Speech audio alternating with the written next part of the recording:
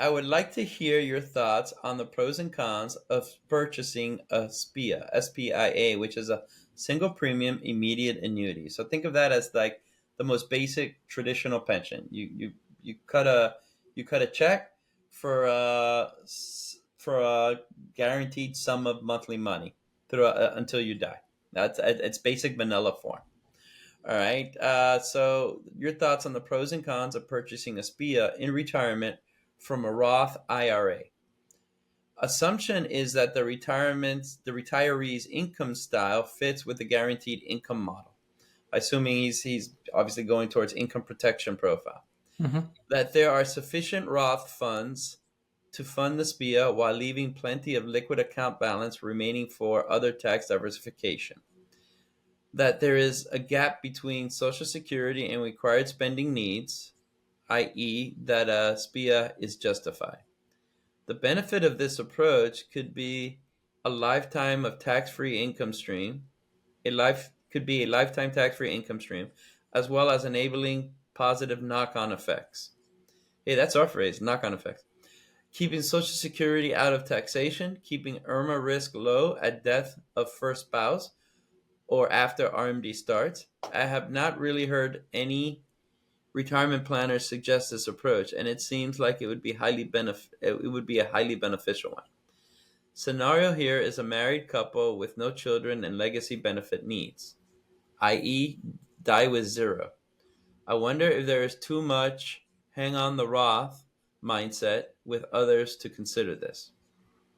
Wade? Yeah, I think it's a great question, getting at an important point. I think it could potentially make a lot of sense to consider what the question's asking, which is using the Roth IRA for a SPIA. Just a couple broad points about that. If you are planning to leave an inheritance, a Roth IRA is a great source of inheritance. You get that 10-year window to distribute it, so it's even slightly better than the step-up in basis on a taxable account. And there's no embedded income tax liability to the beneficiary. Now, there could be estate tax issues, but at least there's no income tax issues to worry about.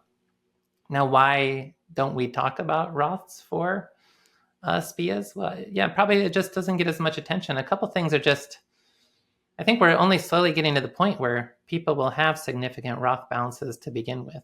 And I still remember, even in my own lifetime of investing, the $2,000 annual contribution limits on Roths. It's higher now, but if you're only able to put in $2,000 a year for a significant chunk of your career, your Roth may not be all that sizable at this point. Now, with Roth conversions, with the development and rise of Roth 401k plans and so forth, we're maybe getting to the point where this conversation even makes sense. People have significant amounts in their Roth IRAs to even be thinking about the possibility of using them to purchase an annuity. And so that being said, this last week's episode, we had a question about if you're really overfunded for retirement, what to be thinking about.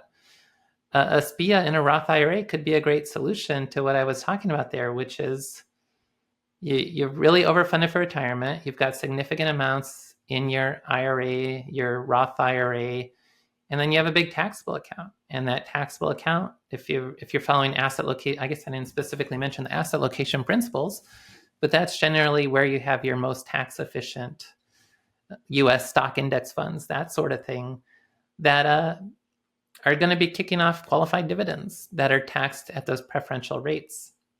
And whenever you have any ordinary income, it's going to be some of those qualified dividends or long-term gains that are stacking on top of that are going to be getting pushed from 0% to 15% and raising your marginal tax rate.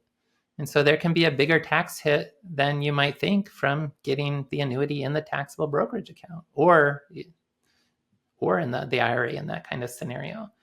So, I think that what the person's asking, of course, I'm not providing advice here. Everyone's situation is different, but absolutely there's value in looking at, is the Roth the best resource for purchasing that income annuity?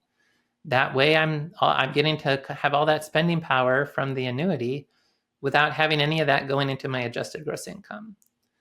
That can help with the Social Security taxes. Although, if we're talking about overfunded scenarios, it may be still hard to avoid because your long-term gains and qualified dividends do contribute to how much of your Social Security is taxed.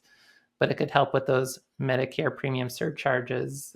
It can add value and to be more diversified with your tax situation, giving you more flexibility. If you did have a spending shock, then maybe you could take that out of your taxable account more easily because you don't have a lot of other ordinary income. So if you're really thinking about where's the best place to purchase an income annuity, and especially if legacy is not an issue so that you're not trying to preserve the Roth account for legacy, absolutely, I think it could make a lot of sense to consider purchasing an income annuity inside of a Roth IRA.